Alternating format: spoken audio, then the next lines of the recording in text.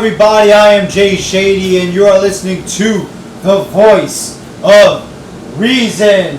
So here we go. Tonight's Raw review, August 26, 2013. Pretty good show. Yeah, I liked the show for all it's worth. Thought it was pretty good. You didn't get too much of advancement in the way of storylines. They didn't really progress crazily storyline-wise, but at least nowhere near as much as last week's Raw and SummerSlam. But I mean, you could expect that because the progression and the storylines from last week and the Raw from last week and SummerSlam, it was so big that you had to have a steady moment afterwards. So yeah, but tonight the emphasis of the show was pretty much wrestling and matches, and we got some pretty good matches, long matches. That was, what made up for most of the show. Not a lot of segments on this show. A lot of matches, quality matches too. So so this review isn't going to be that long because there really wasn't that many segments. I wrote down hardly anything because it was mostly about the matches. So the opening segment was Triple H coming out, and he talks, pretty much gives us an overview of what's been going on with the Corporation 2.0 and Daniel Bryan and all that. And he said he did what he did last week because Daniel Bryan disrespected Stephanie McMahon, and then he brings out Randy Orton, tells Randy Orton that he bought him a present, and it's like a black Escalade, bought him a nice car for being the new face of the WWE. They're having a good time. Then Daniel Bryan comes out, and you could tell something's going to go down with the car and Daniel Bryan later on in the show. They never just bring a car into the storyline and, not do anything with it. Triple H, this promo with Triple H I thought was great. He is so much more better as a heel. You don't really believe him as a face. You don't buy it. As a heel, Triple H does his best work. I mean, you could lie and say, like the YWC likes to do, lie and say that there's nothing good that ever came out of Triple H, but, that is a lot of bullshit. I mean, the guy can cut good promos, the guy can have good matches, and he does his best work when he is a heel. When he was singing When You Wish Upon a Star to Daniel Bryan, that was hilarious. He got aggressive, got intense. Classic heel Triple H stuff. And then he lets Daniel Bryan know that he is going to have him in a gauntlet match tonight against The Shield, one by one, all three guys versus Daniel Bryan in a gauntlet match. Pretty good opening segment. Then you get Cody Rhodes versus Fandango. This isn't really that much of a match. In the middle of the match, Fandango's music hits, and Miz comes out dancing with a girl dressed as Fandango, trying to distract him. And then Damien Sandow also gets involved, so of course this turns into a tag team match. Cody Rhodes and The Miz versus Fandango and Damien Sandow. Unfortunately, most of the match is during the commercial break, so we don't see too much of it. It comes back and it ends in like a minute. Who gets the victory? I think the Miz does the skull crushing finale on who does he do it on? Damien Sandow. Yeah. He does this. The Miz does the skull crushing finale on Damien Sandow because Fandango walks away, and we're obviously gonna get Miz versus Fandango match at Night of Champions, probably on the pre-show. It is what it is. Then you get CM Punk versus Curtis Axel, and they have stipulations that you can choose from the app. And really stupid stipulations too, because it's so obvious. One of the stipulations was if CM Punk wins, Paul Heyman has to get in the ring with CM Punk. Who thought that this wasn't going to be the choice? It's all this rigged polling, more of this shit. So yeah, obviously the fans choose for this. Pretty good match, went for whiles. CM Punk gets the win with the GTS, and then security brings Paul Heyman into the ring, and when CM Punk is about to beat up Paul Heyman, Curtis Axel comes from behind, beats down CM Punk, handcuffs him, and they bring out a kendo stick, and Paul Heyman starts beating the fucking shit out of CM Punk. He's got blood all over his back. Really good segment, really good. Paul Heyman did some pretty good fucking acting. He was crying and shit, screaming at CM Punk, telling him he loved him. And you know, this is how you do it.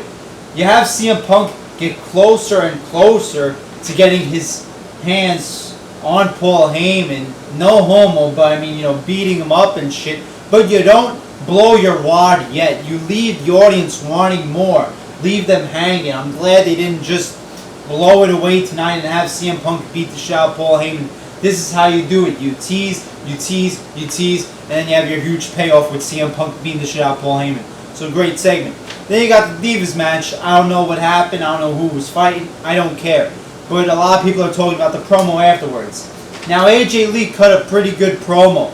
Not like it was the greatest promo of all time, you know. Just because somebody, you know, cuts what looked like a shoot type of promo, even though it's not, doesn't mean it's the best promo of all time. But AJ Lee talks about how all the divas in the ring are, you know, on this reality show, and they're worried about the little problems, and everything's handed to them while she worked her ass off to be where she is today. And she's a fighter and a competitor. She's not an actress. She's, you know, a fighter. And, you know, this promo was good, but the other divas just totally ruined this whole fucking thing for me. I'm sorry. I couldn't enjoy it. Because AJ Lee's trying to cut a truth promo, and you have all these fucking bimbos screaming, you know, yelling.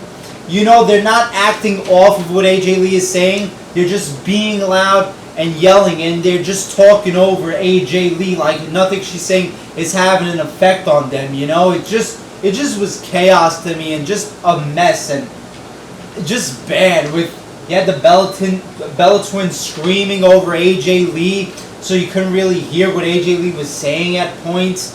And then they're all like all giddy and happy and making fun of AJ Lee at the end. Shouldn't they be pissed off, you know? It was like, it's like when John Cena, when somebody says something to John Cena and he just smirks. It was like that shit with all the divas. They just didn't know what the fuck to do. They're all screaming, they're all running around the ring, and all the fucking attention is taken away from AJ Lee and her mic time, which should have, you know, the full attention of the audience. But yeah. Then you get Rob Van Dam versus Alberto Del Rio. If RVD wins this match, he gets to face Alberto Del Rio for the championship at Night of Champions. Was a good match. Nothing special, but was a good match. You know, since they're going to have this match at Night of Champions, you don't expect them to give their best on free TV. Wait for it. RVD picks up the win. Alberto Del Rio is distracting ADR. RVD gets a roll-up. And yeah, so he gets his spot at Night of Champions against Del Rio for the championship. And then you get Randy Orton versus Christian. This was a really good match. Match of the night. Went on for a while. There was parts where I thought Christian broke his neck. Pretty fucking good match. Randy Orton has to revert to low tactics and cheap, dirty tricks like Ric Flair to get the win. I like that. Solidify that he is a heel, because the thing is, you have the crowds cheering for Randy Orton and Triple H. You know, because, you know, Triple H, because he's a legend, and, you know, they like to do the whole bound down thing. Randy Orton just turned heel, so you have to have them really portray the fact that they're heels. So I like that you give Randy Orton the dirty victory with the thumb to the eye when the referee isn't looking, and a roll-up. And an RKO, gets the win 1-2-3.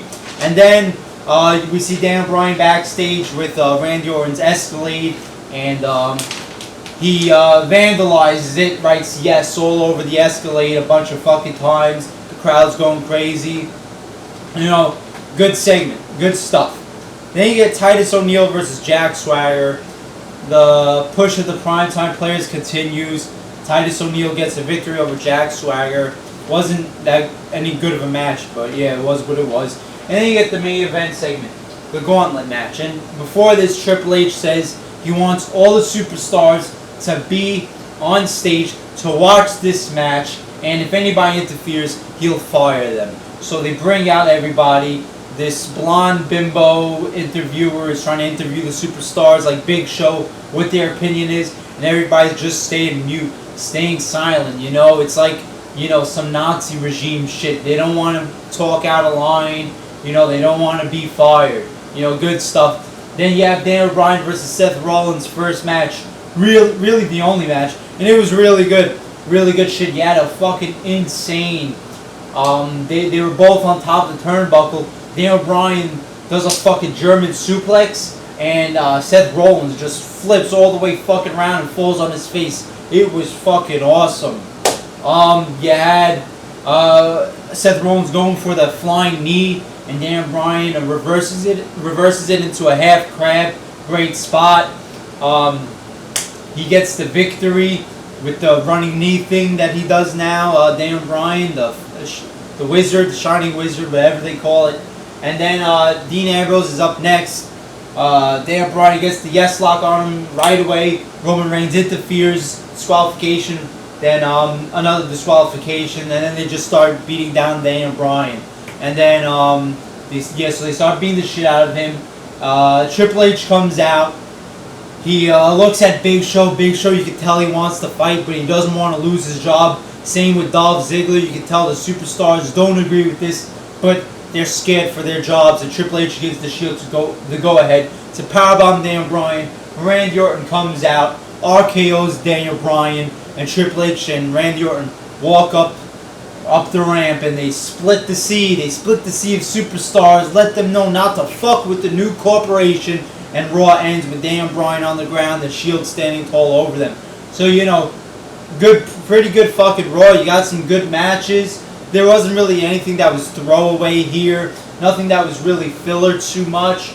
Just some good quality matches. The Daniel Bryan stuff was good. The CM Punk stuff was good. We're continuing this Corporation 2.0 stuff. I'm not flipping out yet that Daniel Bryan is getting buried, because I still do not believe in any way, shape, or form Daniel Bryan is being buried. You know, you have to make heels look dominant before a face like Daniel Bryan overcomes them. That's the thing. That's why we hate John Cena, because the heels never look dominant. So it's expected when John Cena overcomes them. It's not like, yeah.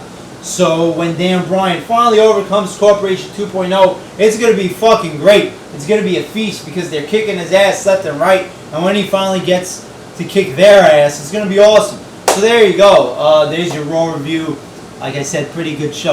Alright, as always, I'm Jay Shady, the voice of reason. Like, comment, subscribe, and I'll see you later.